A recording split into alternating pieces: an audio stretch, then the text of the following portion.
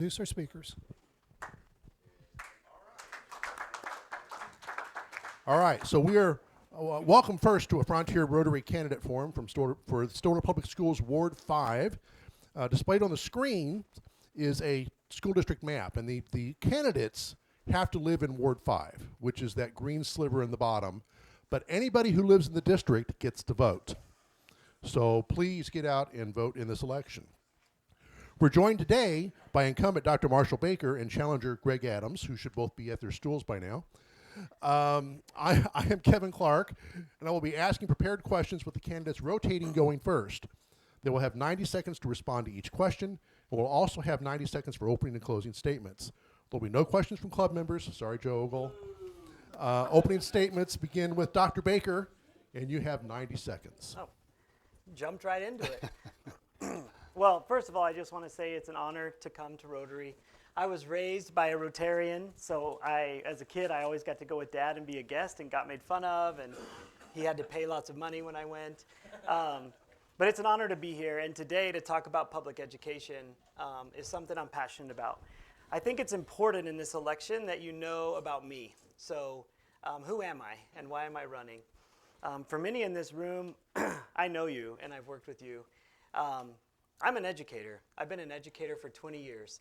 I've taught, I've been an administrator, I've been a professor of teacher education, and now I'm a consultant for national school systems that are trying to make sure that taxpayer dollars yield a return on investment. So that's what I do for a living. I help school systems choose the right actions to allot taxpayer dollars and then to be accountable for the return, the student return on those taxpayer dollars. That's what I do. So I love education. I'm passionate. I've been a principal right here in Stillwater, and I've been on the board for 6 years, and I'm currently the board chair. During the time on the board, I've been successful we had a really awesome school bond, right? The last school bond. Every single thing on that bond delivered on time, under budget, right? We've gone through superintendents. We've had so many social issues with COVID and all of those things, and I've helped navigate the board through those things. Personally, this is my wife, Robin. You guys know her. She used to be a member here. My kids all attend school here. My kids, I've chosen for them to attend the public schools in town, and that's something we value. So thank you. Mr. Adams, you have 90 seconds. Okay, sounds good. Hello, I'm Greg Adams. First of all, I appreciate the opportunity to be here. I see familiar faces on both sides and a lot of unfamiliar faces, but it is nice to be here and get an opportunity to speak to you. So a little bit about myself. I grew up in Southwest Kansas. We ended up coming here in 2018, so I haven't been here all that long, but we sure like the community and really appreciate just being a part of it and have really enjoyed it so far. And but anyway, I grew up out there with great parents, and I was active in school and sports and band and choir. I don't think I was probably near as good as these guys, but I played the trombone, but only for a few years. But my expertise really was in choir. I was quite the singer. I could sing you a song if you'd like. I'm kidding. I'm not very good, but I hid in the choir so nobody really knew. But anyway, yeah, so then I went on to college, played basketball for a couple of years and enjoyed that, but I didn't do the best at what I was there for, and that's going to school. So I set out for a few years, and my brother chastised me, who was a chemical engineer. Wow, that went fast. That was fast. Anyway, makes me think I need to stop right now, but anyway, I just got to talk fast. Anyway, I better just skip to the fact that I'm running because I've been an educator for like 25 years. My son is 25, so I've been educating them since that time. I love the kids, and this is a very important issue as we're looking at the next generation. We want to make sure they get what they need. All right, Mr. Adams, first question goes to you. What is your understanding of the role and responsibilities of a Board of Education member? Well, that's interesting. I mean, that's a little bit disappointing. I hope all the questions aren't like this because, I mean, I can give you an answer, but it's like kind of a nuts and bolts answer. But we've got like, okay, so we hire a superintendent and we look at policy and make sure we've got the policies that we need in place. And we, the budget, the big thing's a budget. So I think that some of those things are needful to look at in depth. I mean, of course, and the superintendent is like incredibly important to have a superintendent that can, I mean, because we're volunteer positions and really the workings of everything happens from the superintendent. So if you don't have a good superintendent, then who looks out for the needs of the kids, then it's tough to get anything changed. We've got education problems that we're like 50th out of 50 states. And so that's pretty incredibly important. And those are the things we need to be focusing on. I mean, how do we get out of this hole?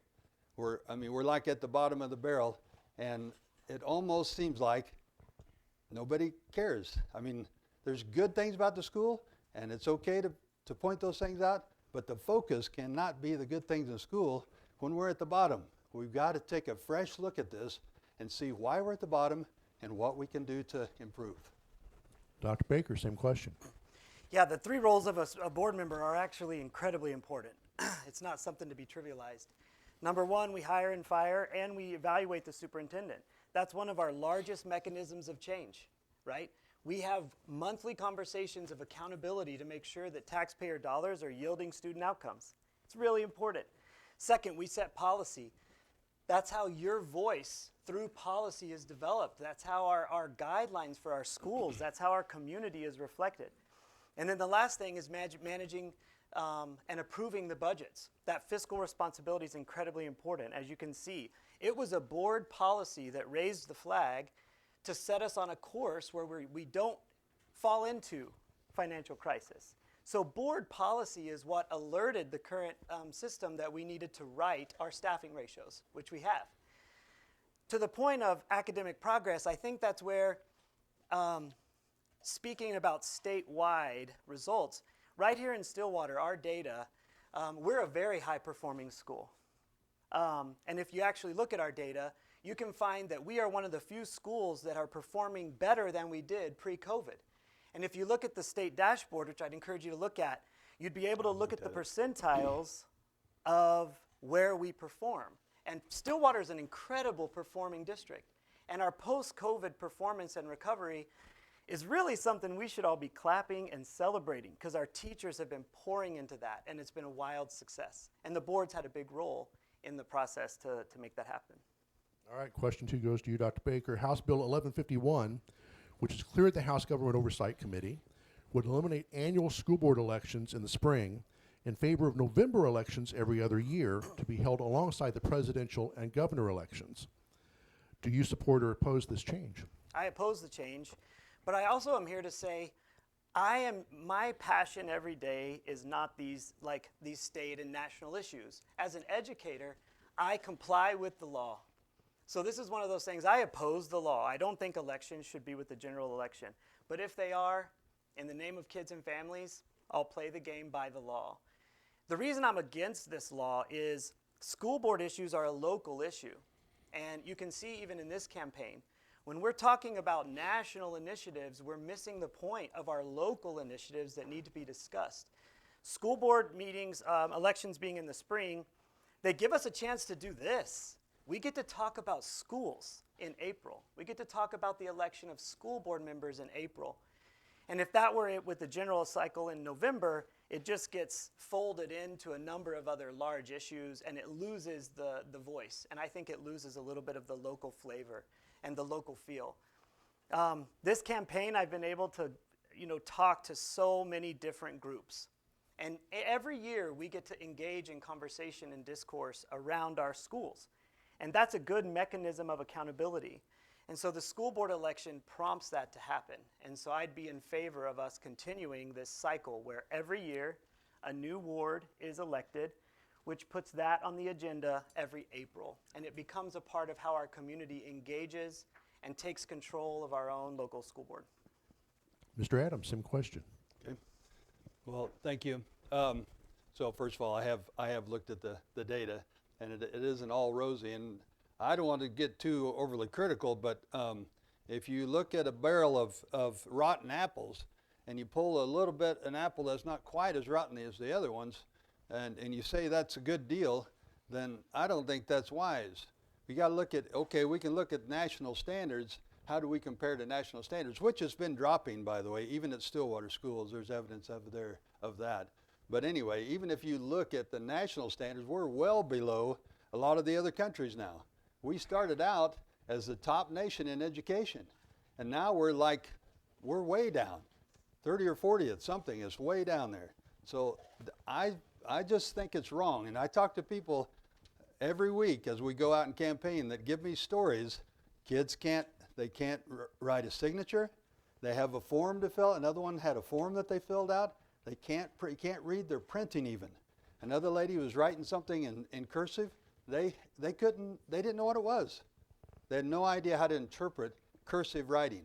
These are the basic things. The stories of people can't reading, and so it's something we need to So look in at. the By last the way, 15 seconds, do you have an answer to my question? Sorry. Yeah, I am in favor. I am in favor of moving, but it's not that big a deal. The big deal is getting people involved in this process. And in February, March, it's a little bit harder to get them involved as they're about their business. They haven't seen all the political things going on. And so it's harder to get a full spectrum of voters out. All right, Sorry. so the next question is yours, Mr. Adams. And it's a long one, so Okay. I'm sort of renowned for my long questions. So this is the long one. Glad I'm going first. In recent weeks, the governor has replaced a majority of the State Board of Education members. The legislature has proposed House Bill 1491, which would allow 2 state board members to place items on meeting agendas for the State Board of Education. The Attorney General has twice refused to offer an opinion on how federal executive orders affect the State Department of Education's operations. And on Monday, the state Supreme Court, at least temporarily, blocked the superintendent's efforts to use $3 million of state tax dollars to purchase 50,000 classroom Bibles, as well as Bible-infused curriculum materials for elementary classrooms. Here we go. In your opinion, number one, are these efforts to limit the actions of an out-of-control elected official? 2, are they infringing on the right of a statewide elected official to operate his department as he campaigned to do? Or 3, is it somewhere in the middle?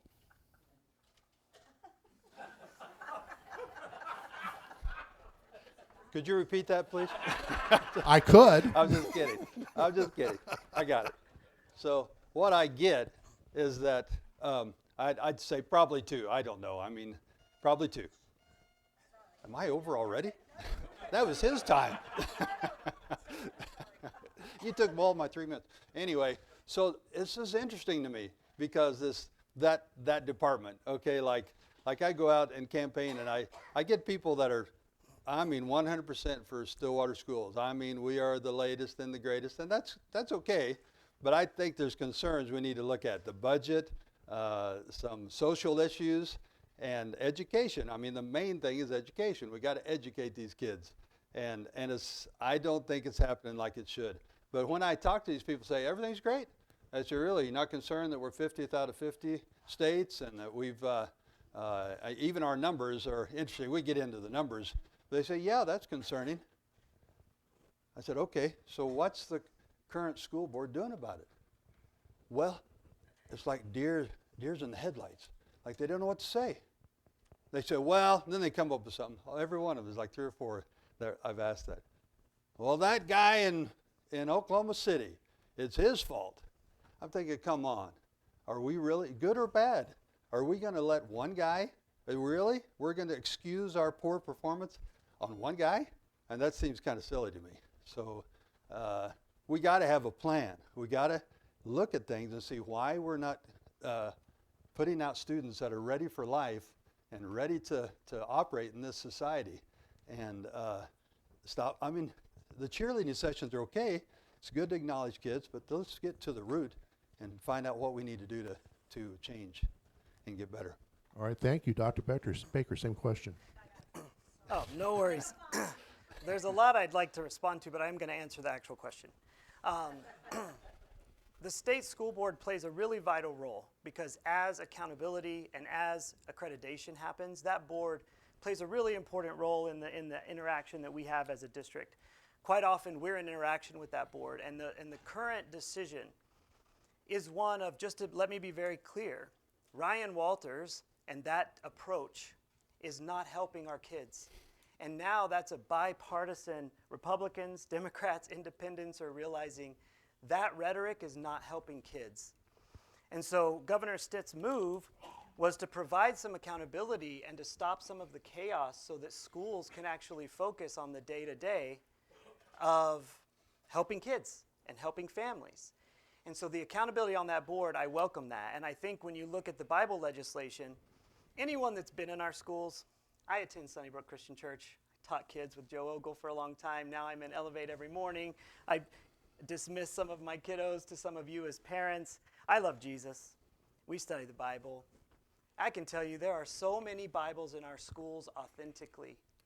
Kids that are getting together and having coffee and studying the Word and talking with their church groups. My kid gets in a van from the middle school and goes to church after Wednesday, right? Like, the Bible is in our schools. But I think the legislation and the Bible mandate that came down is saying we've got to be smart with our money and not be using the money for families and kids for this national political dialogue. And I appreciated that effort. All right, Dr. Baker, next question is to you. And you both alluded to this already. In October, the district announced an internal audit uncovered a $5.5 million shortfall in general fund recurring expenses. How do you believe this happened, and how should the district move forward? I know exactly how it happened because I was a part of the internal audit. I think it's really important to know we are not in a current $5.5 million crisis. That's not the state. We have a board policy, Board BADC, and it raises a flag if our fund balance ever gets below 11% or is bigger than 14%. These are guardrails that make sure that we're monitoring our fiscal responsibility and we never get to a crisis. Stillwater has specifically maintained a higher than average percentage in that policy to make sure we don't get into a crisis. When we, as the board, noticed that it went below that amount, we raised the flag, prompted the internal audit, and figured out our ad valorem was down, our enrollment was down, and we had a large influx of COVID money, and we had hired people to help those kids and families, and we had to get our ESSER money back to a staffing ratio that was sustainable. So we're not currently in a crisis. We have adjusted our staffing ratios so that the trend will never get to what could have been a $5.5 million crisis in 3 years. So the board's been incredibly active in that internal audit. We've already approved a plan. So anybody that were to be on the board would have to have 4 votes to change that plan.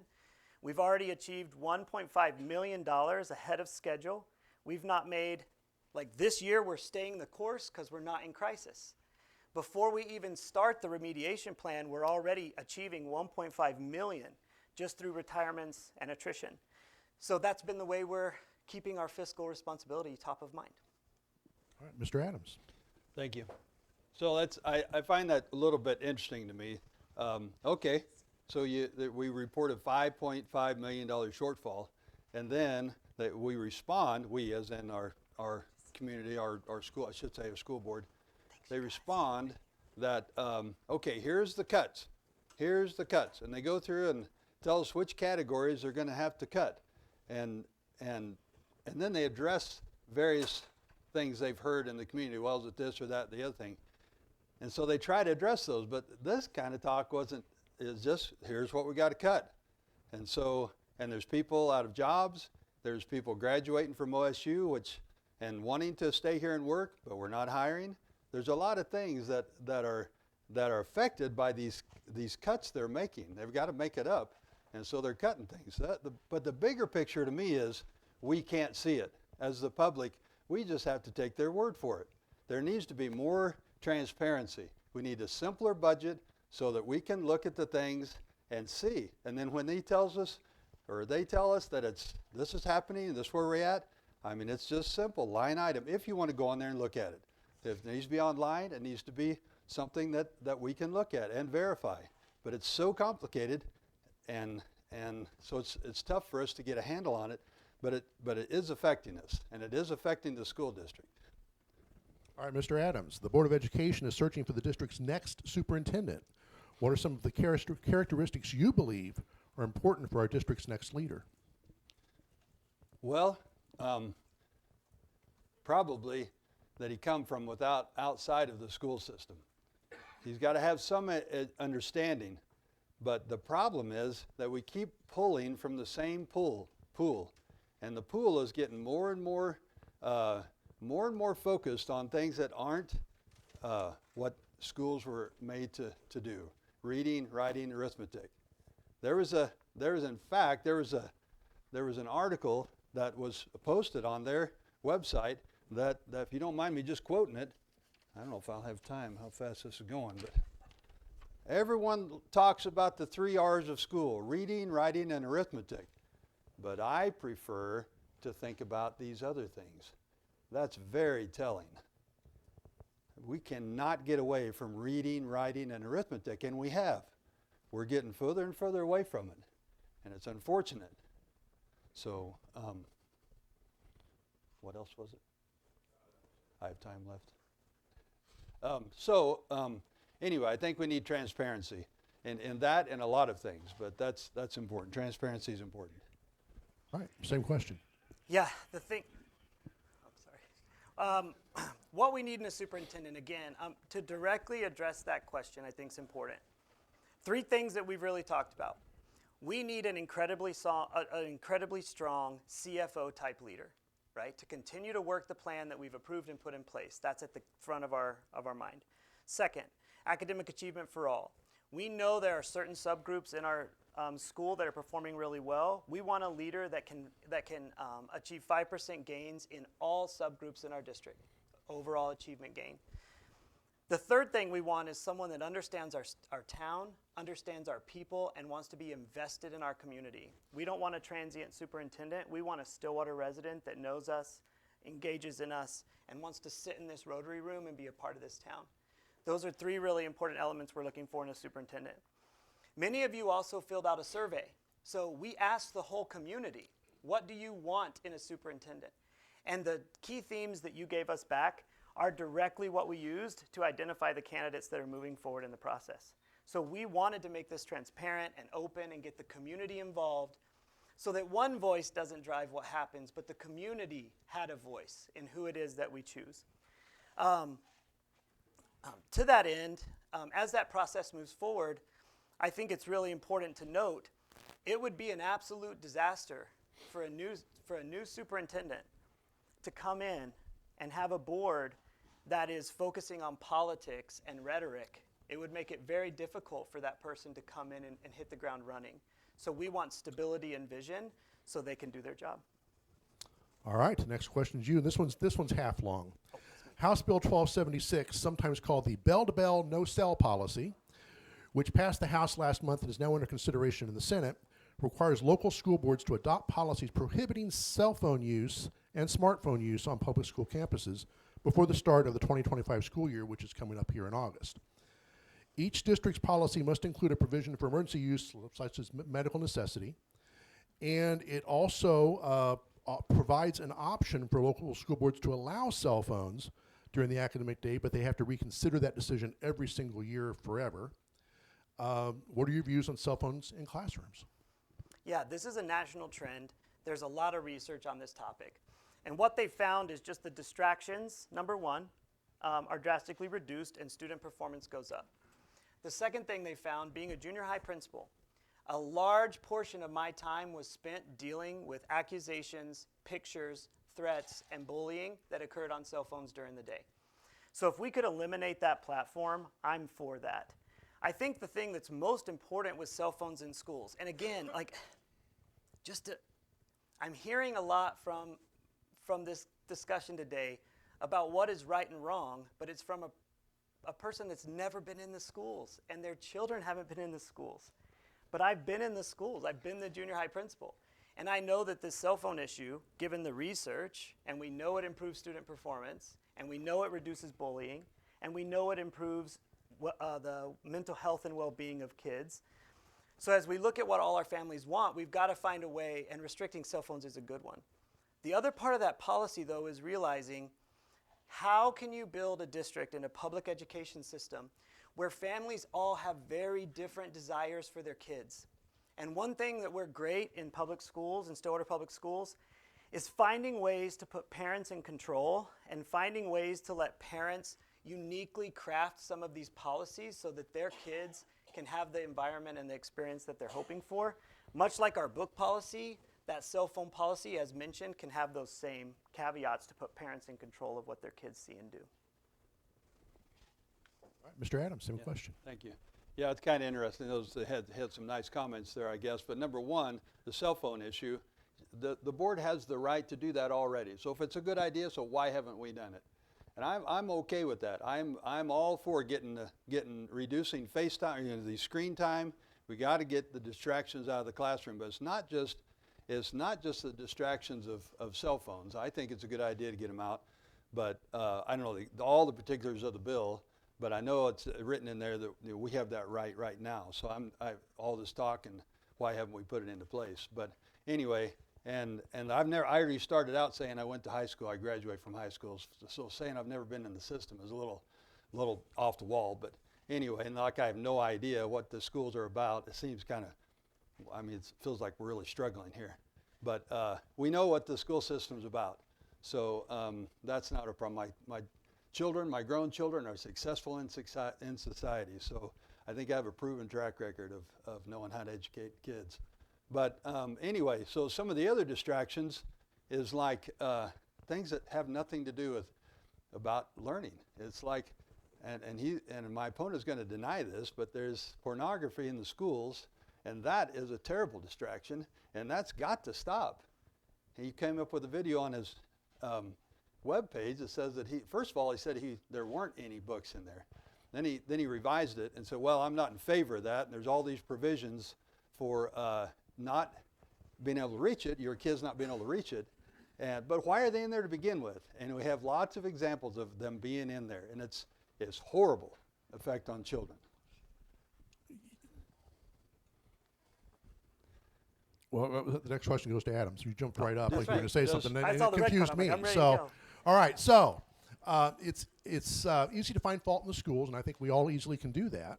However, what is at least one thing our district has done particularly well in the last couple of years?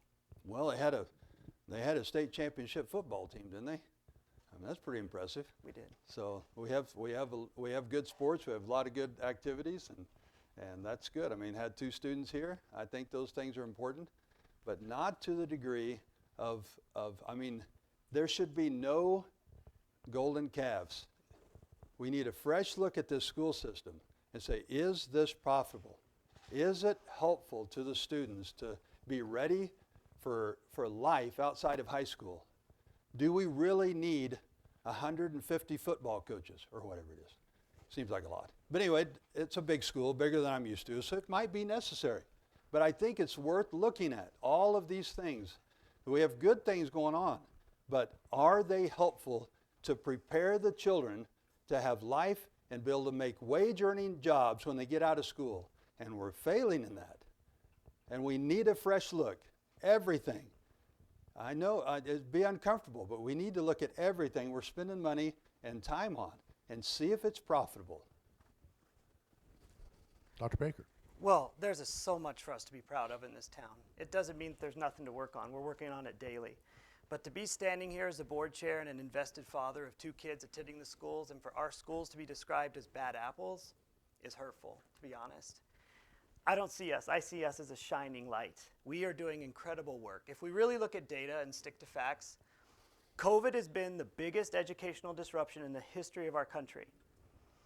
I work with districts every day and I look at their data that have yet to achieve pre-COVID levels. This district, every student group, your grandkids, your kids, your families in this town, every student group has improved since COVID and has gotten back to or above pre-COVID levels. That is like, our teachers are working their tails off. And to sit in this room and to hear that anything different than that is true is frustrating. We should be proud of that. We have passed 2 bonds. This town has voted for infrastructure in our building. We have delivered those bonds on time, under budget, and kids are in those buildings today having incredible experiences. Last night at the board meeting, the robotics team in this terrible school system, the robotics team showed up. Incredible. World champions, state champions, world-class STEM education. We should be proud of that. We are one of the few towns that consistently is named one of the best towns for the arts. We're proud of that. We have a connection with the McKnight Performing Arts Center that gives our kids chances and opportunities that no one in this state gets. And I'm proud of that. And I'm proud to be a pioneer. All right, Dr. Baker, a question I like to ask superintendents is, how will you lead our district from being good to great? How do you respond to that question? The number one thing we can work on is when I look at our data and I break it down by student groups, we have a group of students at the top that are performing incredibly well. We have 2 or 3 student groups that are not achieving at the same levels of others. And that gap, to go from good to great, that gap needs to be narrowed. And we're working on that. The second thing I think we could do to be good to great, move from good to great, is to further deepen our relationships in this town. We have assets with different entities like NOC, Oklahoma State, Meridian. We are deeply connected with those folks, but there are some high school and middle school models that even more deeply connect us to these partners. It's our unique advantage in Stillwater. And it's part of our conversations in the superintendent interviews is how do we build innovative models and further deepen the connections to further the opportunities for our kids. Just a quick fact check on our high school seniors. Our high school seniors are now the top in the state when it comes to needing remediation at post-secondary levels. So kids that leave Stillwater and go to post-secondary institutions require less remediation than their peers across the state of Oklahoma. I think that says a lot about our program. But to go from good to great, can we achieve that kind of level for all of the kids regardless of the address or life that they were raised in? And that's the next step for us, is to start to make sure that we can do that for all kids. Mr. Adams, same question. Thank you. Yeah, so how do we go from good to great? In other words, how do we make improvements? And it's interesting that I have to have my opponent put words in my mouth. I didn't say we had a horrible school system. I said there's room for improvement and we need to improve. And so we're going to, if I get in, we're going to improve. And this is a good question. And something that I'm surprised isn't talked about at the commission meetings. But anyway, I don't know exactly. But I know that at fourth grade, many students cannot read. So it's got to start at the lower levels. You've got to find out, get in with the teachers and find out what's lacking. What are they lacking? What do they need? And if it's administrative support, which I've known a lot of people that go into teaching and they leave quickly because there's no support. And there's got to be support from the top down, but at the teacher level, they've got to have it from their principal. They've got to have support, and they're not getting it. It's like, feels like a zoo to some of them, and they can't be productive. There's so many distractions, so many interruptions, and it's terrible. So we've got to start with more support from the administration, and that starts at the superintendent level, and we need someone in there that's got some guts to stand up to bullying and all these things that are going on that people are not standing up to. And so you've got to get control of your classroom or you're never going to see any improvements. Yeah, we've got good teachers, but we need to support them. All right, Mr. Adams. It's evident, I'm going a little bit off script here. It's evident you guys have very different visions for where we are and where we're headed, right? So what is your vision for Stillwater Public Schools 10 years from now? Where do you want to see us? Well, 10 years from now, that's doable. I mean, it's going to take a little while. I see us as we talk about a world-class education. I'd love to see us there. Right now, we're not there, so we need to make improvements to get there. World-class means that you can judge our performance with those around the world, not just with the rest of Oklahoma. We're doing great because we're in by the rest of Oklahoma. Well, that's a start. That's good. But how about tops in the nation? You know, Oklahoma, okay, we're a little better than the average in Oklahoma. There's states out there, pre-COVID, 2019 to 2024, went from like 44th, ranked 44th in fourth grade reading, to like 16th. Louisiana's one of them. I say we look at some of them and find out what they're doing. Just look and see what we're doing so we can improve.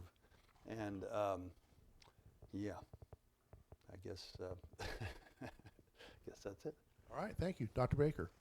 Yeah, in 10 years, we're going to be able to walk the halls of our new buildings. and our new spaces that have been built specifically with community input for our kids. So I'm really excited in 10 years to do that. In 10 years, I'd love to see our high school adopt an early college high school model that would connect us to OSU, to NSC, NOC, to Meridian College. I'd love for every graduate in Stillwater to finish with an associate's degree or progress toward that. The ability to finish a college credit in high school is a proven, research-backed method. If you can be successful in a college course in high school, it ups your earning potential for the rest of your life. So I'd love that early college high school as kids walk around a state-of-the-art high school, new high school in 10 years. From an elementary perspective, it's going to be important to note in 10 years, 5th grade will have been moved to an early middle school. So our elementary schools will have more space. So we're hoping for better class sizes. We're hoping to take in and manage our students in those elementaries by having additional grade moved up. So in 10 years, you'll see 5th and 6th grade acting in a really unique way at the middle school. The junior high will then take on an early high school model. So in 10 years, I'd love to see those kids preparing for the academic skills that are necessary to be a successful candidate in an early college high school program. That'll require a revision of that curriculum. When you get to the high school, the idea is if you get early college high school at the top level, it's going to increase the rigor, which then will require an increase of rigor throughout the entire system. And rigor is something we're interested in and we want to improve and have in place in 10 years. All right, we're going to proceed to closing statements. that's Glenna, I'm going to give them 2.5 minutes each. All right? So, we're going to start with Mr. Adams. 2.5 minutes to say whatever you want to say. Was that determined by a flip of the coin, or how'd that determine? It was determined by who went first the first time. Well, now, how was that determined? Okay, anyway. I always like getting the last word, but I never get it in at home anyway, so might as well get used to it. I just want to hit on one thing that I hear some little, foul language from the peanut gallery about pornography in the schools. That is a big issue, and it needs to be stopped. It's terrible, terrible to have that in our libraries, and it's just disheartening. It tears up a young man or young woman. It tears up their development. It hinders who they can become as a man or a woman, and likely sets addictions that are extremely difficult, if not impossible, without the help of God to get rid of. And it's just terrible, and that needs to stop. But I've already covered the fact that we've got to stick with the 3 R's. Okay, reading, writing, and arithmetic. We're failing in that. It does, and truth in education will help that. The thing that concerns me is that when we talk about things that are supposedly truth, there's no verifiable facts. We've heard some of them here today from my opponent. Sorry, I don't remember the details. But the school system, they're lying to our children on a number of things. And it's wrong. We can't do that. We've got to give children a love for education, but they're not going to love it if you're telling them things that they can't see out in nature, like global warming and even during the COVID, all these masks. There's no scientific evidence of that being helpful. There's lots of things, like Christianity. I talked to a young man just recently. He said when he was in school, they taught Christianity was a myth. Well, that's wrong. Try telling that to a Muslim. Your religion is just a myth. But that'd never happen. Are you kidding me? In this day and age, there's things that are being taught by these teachers. Some of them and they're probably just following a directive. 2.5 minutes already, but so anyway, there's a lot of things that are evolution. Okay, teach it as a theory, but these kids, they all leave school believing that's the key. Anyway, I'd appreciate your vote. My name is Greg Adams. Adams for truth and transparency, and I'm here for the kids. Greg Adams on April 1st. Dr. Baker. Yeah, I'll start with some of my time just addressing, when we talk about common sense, I just want to put out there, the common sense of this election. Men and women's sports, mandated in law, we just follow the law. It's not an issue. Boys and girls bathrooms, not an issue. Mandated by law, we follow the law. Pornography in schools, Not true. All of our books are sent to the state, approved. Any parent can deny any child from reading any book. The parents are in control of who reads what books. I think what you'll see today is I am committed to education. I've been in education. Not like I have kids that were in school. Like I am an educator in the public school in Stillwater. I go to Stillwater Public Education Foundation. I donate money. I'm involved. I go to events. I walk the halls of our schools. And this election's incredibly important. And Stillwater has had the comfort of having two supportive education folks in a campaign against each other. This race is different.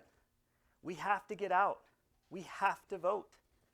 Because if we stay home and a small minority all shows up, we're going to have this kind of disarray on our school board, and it would be incredibly damaging. I have 2 kids in this system. Every time I've spoken the last couple of weeks, I've gotten emotional about it. Because when I hear our teachers talked about in this way, it's really hurtful. And when I hear someone talk about something I'm so proud of that we've worked on that's successful, and you can't argue the facts of the success our school has had. Now, are there areas to change? Absolutely. But to come from Kansas and to come in and to not be involved in our schools and then to describe everything as so terrible and horrible and then to imply that you're going to show up and fix it and you're suggesting things that aren't even in your purview as a board member. You're speaking outside of the role that you can play as a board member. That is going to be incredibly damaging when we have a new superintendent that has to deal with that on a board of 5. I came today honestly never meeting my opponent, and I've never had a debate where it really did get me kind of like, wow, this is a really important election. And I appreciate you putting your name in the hat, but this is dangerous for our town. We've got to vote. We've got to multiply our vote, and we've got to maintain what we have in Stillwater that's incredible. All right, thanks to both candidates for being here today. The election is Tuesday,